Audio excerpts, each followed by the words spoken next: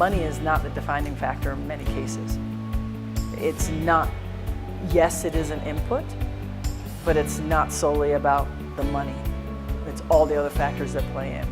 So if you take a look at the discussion, it's about the benefits, it's about the relations, it's about the environment that you have, it's about whether or not I'm feeling valued in what I do and the input I can give.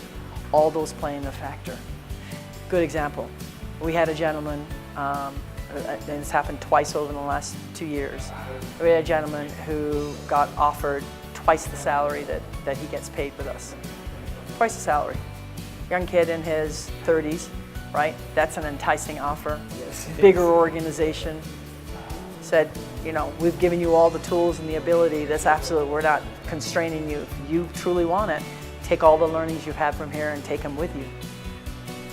2 months later, he called and asked if he could come back. And that's happened twice.